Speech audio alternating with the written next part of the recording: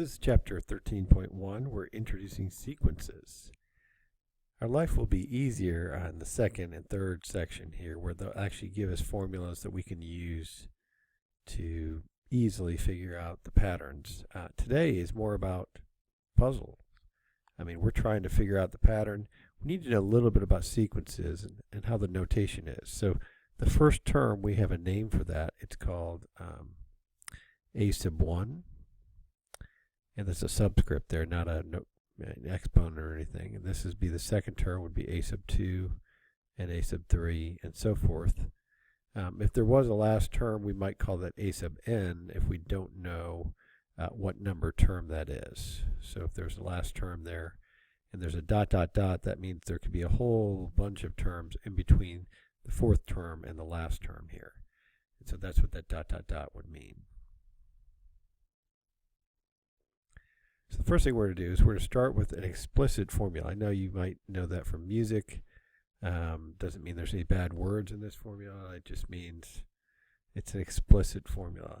So there's another type we'll learn about in a minute, but it prescribes an exact way to get a sequence. And so basically to find, say, the first four terms here, we know that that first term would be called a sub 1. So what we're doing is we're plugging in 1 for n here.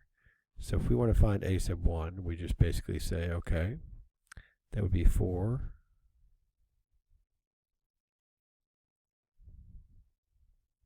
sorry about that. There we go.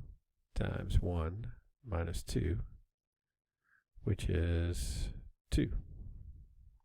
So the first term is 2.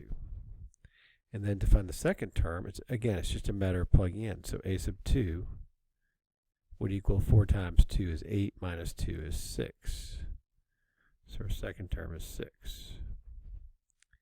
And then to find the third term, we plug in 3 there for 4. So 4 times 3 is 12 minus 2 is 10.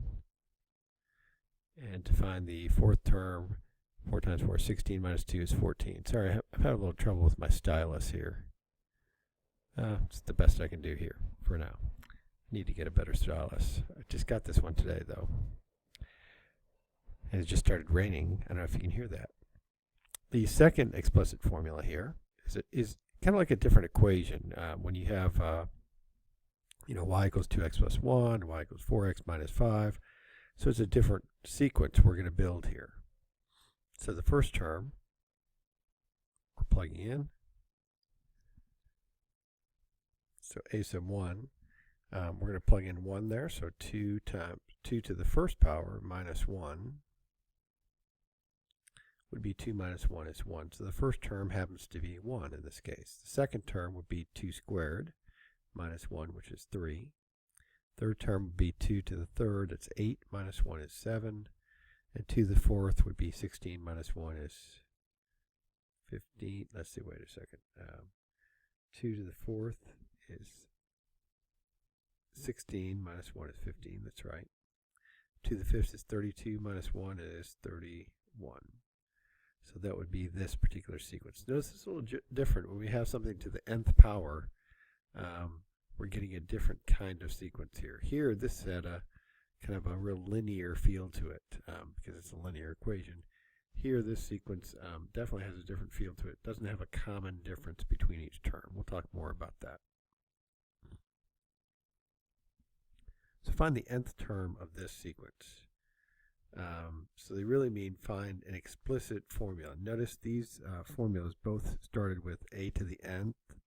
A to the nth, that's considered the nth term. So when they say the word nth term, they mean a sub n equals. So first let's look and find the pattern here. That's what today's all about, looking and finding patterns. So from 2 to 5, you can see that you definitely have to add 3 to go from 1 to the next. From 5 to 8, we're adding 3. From 8 to 11, we're adding 3. So each time we're adding the same amount.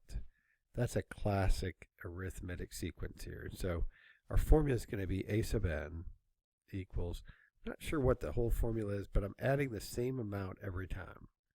Notice we're adding 3 every time. So when you write your formula, you know there's going to be n is the number of the term there, so like n, a sub 1 is the first term and so forth. So every time n increases, the function increases by 3.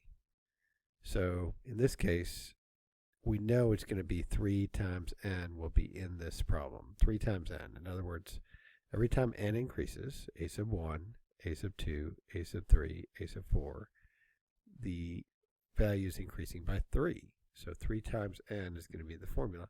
And we've got to figure out what's being added here. And so I like to think of the very first term. In other words, we know this is true when when n is 1. So if we plug in 1 for n, we should get a value of 2 here. So I might try to solve this equation, kind of think of it this way. If a sub 1, if we're finding a sub 1, then 2 will equal 3 times 1. It's a terrible stylus. Plus blank, or plus x, let's say. So if you solve this, subtract 3 on both sides, you get negative 1 equals x. I'm going to use my finger instead here. I think that might work just as well. This stylus is really not working for me. So x equals negative 1. That should work. Let's test and see if it works for the second, for this next. Let's test the fifth term here. So if I want the fifth term, a sub 5 equals 3 times 5 minus 1. So let's see if this works. It's 15 minus 1 is 14. Does that look like it fits the pattern? If I put 14 in there, 2, 5, 8, 11, 14, yes, I add 3 every time. So it looks like we found the explicit formula. So that's the nth term, which is the explicit formula for this particular sequence. Let's try another one, see if we can get this one. This looks a little tougher, by the way, kind of a challenge problem. That's what tonight's homework is all about, seeing the pattern here. So when you go to the next term, you can see that you add 3. Next term you add 5. To get the next term you add 7. There's a pattern there, but it's not adding the same term each time. So I can't use kind of my normal pattern. Take a step back and look at this pattern. Do you recognize anything about these numbers? Sometimes it helps, if you're having trouble with this section, to think through and say, okay, a sub 1, a sub 2, a sub 3, a sub 4. I actually write those out and kind of looking at these. 1 goes with that.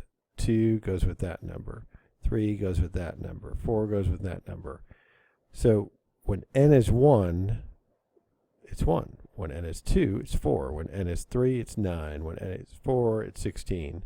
Now if you see the pattern there, but it may be more obvious when you look at it that way.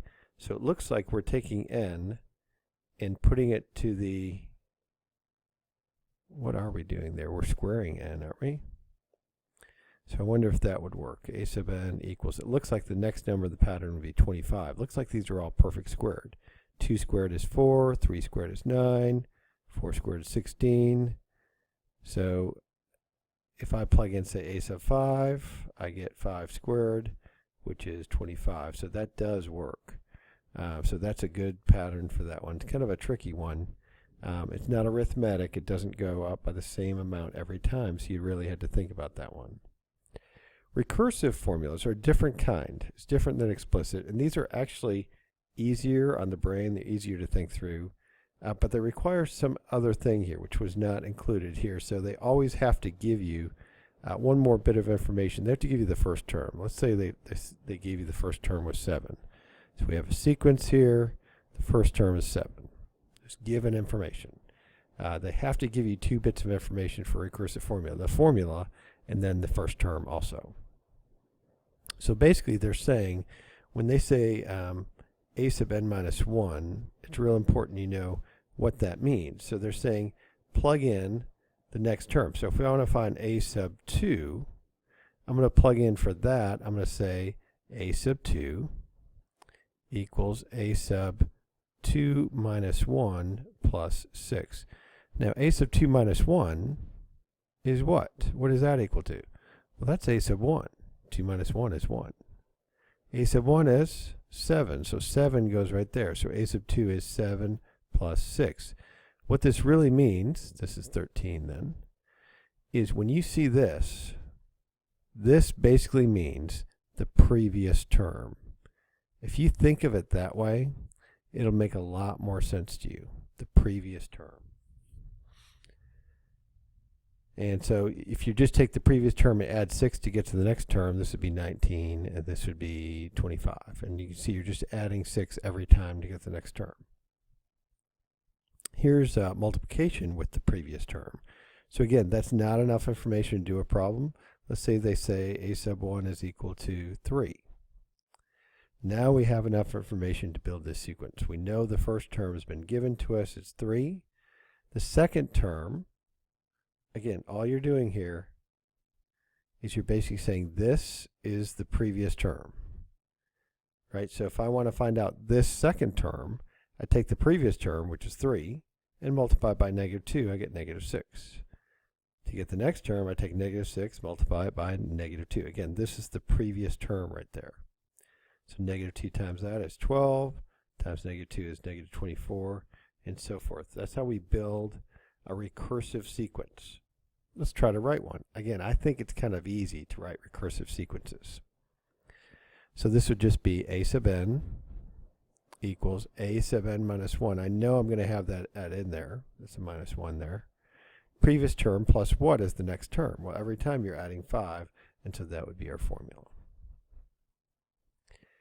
Partial sums are not hard, not difficult. They're based, but they're kind of a weird notation. So when you see this, it means sum or add up the first 3 terms.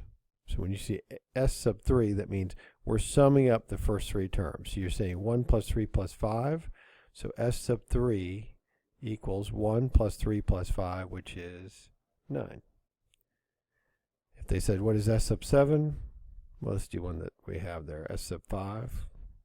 S sub 5 would be 1 plus 3 plus 5 plus 7 plus 9. So 16 plus 9 is 25. And so you can see all you're doing is adding up the first 5 terms, or first 3 terms, or however many they ask you to add up.